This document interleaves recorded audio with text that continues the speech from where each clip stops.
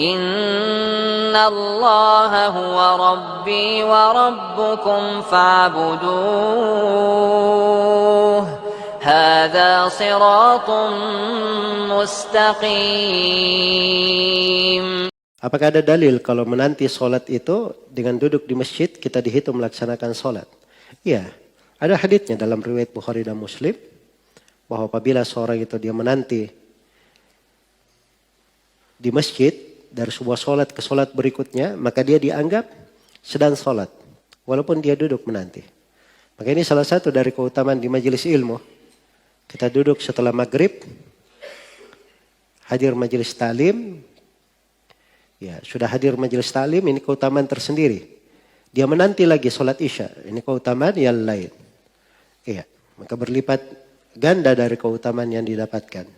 Semoga Allah memberi anugerah kepada kita semua dan menjaga kita di atas ketaatan, melipat gandakan pahala, mengampuni segala dosa dan kesalahan, dan semoga Allah memberi taufik kepada semuanya.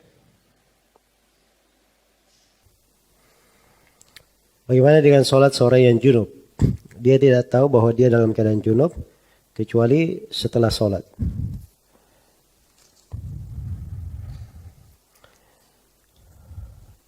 Itu artinya dia melakukan ibadah tidak membawakan syarat-syarat dan kewajibannya. Kapan dia ingat, maka dia mandi junub lalu dia ulangi sholat itu. Kapan saja dia ingat. Ya, apakah dia ingat hari ini atau besok, atau lusa, setahun lagi, 10 tahun lagi. Kapan dia ingat, dia sholat. Kadang saya masih sering terlambat bangun sholat subuh. Apakah ketika saya terlambat, saya bisa mandi, buang hajat dahulu, atau langsung sholat? Nah, ini pertama masalah terlambat. Ya, kenapa terlambat bangun sholat subuh? Itu harus dia perbaiki ya. Masalah terlambatnya. Ya. Itu bukan masalah sepele, harus dia anggap besar masalah tersebut. Jadi kalau dia bangun, lalu ada keperluan hajat dan mengganggu dia untuk sholat, dia dahulukan hajatnya. Ya, sebab Nabi SAW bersabda, la salata bihadratit ta'am walau huwa yudafi'uhu al-akhbathat. Tidak ada sholat ketika makanan itu telah hadir, dan tidak ada sholat ketika dia didesak oleh dua busuk yang mau keluar. Maksudnya mau keluar dari depan atau dari belakang. Kencing maupun buang air besar. Iya. Maka dia mulai kalau memang ada hajatnya di situ. Tapi kalau cuman sekedar tidak mengganggu sebenarnya, maka dia segera sholat. Apalagi sudah terlambat, jangan sampai keluar waktu. Baik.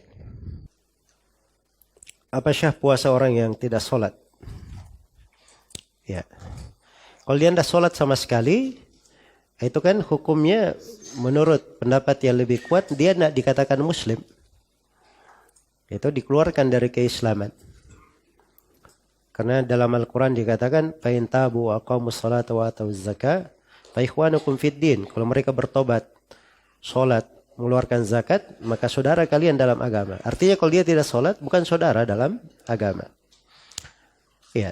Dan Nabi SAW bersabda, Al-ahad alladhi bainana wa bainahum as-salah. Yang membedakan antara kami dan orang kafir adalah salat. Hadits riwayat Muslim dari Jabir. Diriwayatkan oleh At-Tirmidzi dari Buraidah, ada tambahannya, man tarakaha faqad kafar. Siapa yang meninggalkannya maka dia telah kafir. Kata Abdullah bin Syaqiq rahimahullah, lam yakunu yarawna syai'an minal amali tarkuhu kufrun illa as-salah. Sungguhnya para tabi'in dan para sahabat itu tidak melihat ada amalan yang kalau ditinggalkan membuat kafir kecuali sholat. Ya, ada orang yang sibuk puasa tapi sholatnya tidak benar. Ini keliru ya. Puasa, sholat itu rukun Islam yang kedua. Sedangkan puasa rukun Islam keberapa? Ada yang mengatakan keempat, ada yang mengatakan kelima. Tidak diragukan bahwa sholat lebih penting daripada puasa.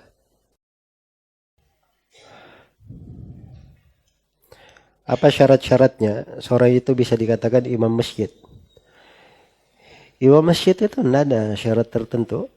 Dia kadang ditunjuk oleh pemerintah menjadi imam dan kadang disepakati oleh penghuni masjid itu bahwa dia sebagai imam.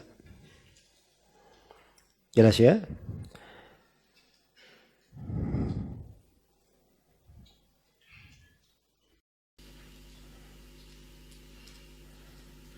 Penjelasannya tentang waktu-waktu yang diharamkan untuk sholat. Maksudnya kalau sholat sunnah ada waktu-waktu yang dilarang.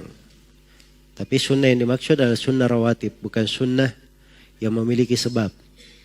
Itu ada 5 waktu terlarang. Yang pertama, setelah sholat subuh hingga matahari terbit. Yang kedua, ketika matahari pas terbit sampai dia selesai terbitnya. Kemudian yang ketiga, ketika matahari tergelincir. Kemudian yang keempat, setelah sholat asar. Kemudian yang kelima, ketika matahari sedang terbenam. Ya, itu 5 waktu terlarang untuk sholat sunnah. Biasanya tidak lama dari membuang air kecil, kemudian beruduk, kemudian sholat. Tapi ketika sholat biasanya ruku atau sujud, keluar setetes air kecil lagi. Ini kadang terjadi ya pada sebagian orang, ada bentuk dari penyakit ya.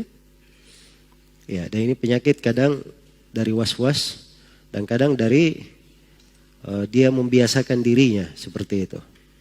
Jadi hal yang seorang itu biasanya kalau dia kencing, dia paksa keluar, akhirnya jadi terbiasa seperti itu. Ya. Harusnya seorang kalau buang air kecil biasa saja. Apa yang keluar, keluar. Kalau tidak keluar, biarkan saja. Tidak usah dia paksa keluar.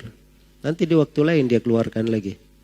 Ya, sebab kalau dia terbiasa seperti itu, itulah kadang yang menyebabkan hal-hal yang seperti ini.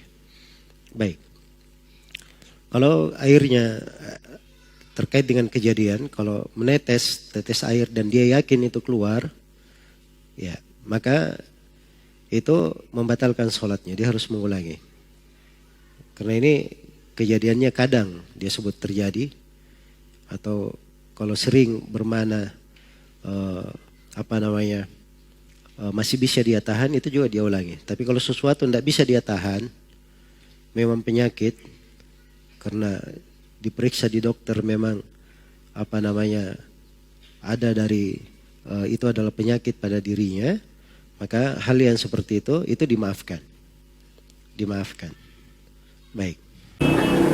Bismillahirrahmanirrahim. Ustaz, saya mau tanya Ustaz, tapi saya bertanya 2 pertanyaan.